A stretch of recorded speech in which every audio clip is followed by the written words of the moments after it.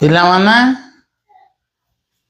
ଆଜି ଗୋଟିଏ ଆମେ ନୂଆ ବିଷୟ ପଢ଼ିବାକୁ ଯିବା,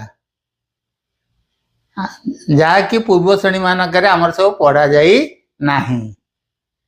ସେ ବିଷୟ ପଢ଼ିବା ପୂର୍ବରୁ ମୁଁ ତମକୁ ଗୋଟିଏ ଛୋଟିଆ ଗପଟି କହୁଛି। ଥରେ ଭୋଜରାଜା ତାଙ୍କର ମନ୍ତ୍ରୀ ସେନାପତି ଆଉ କିଛି ସେନା ବାହିନୀ କି ଧରି ସେ ଯାଉଥାନ୍ତି।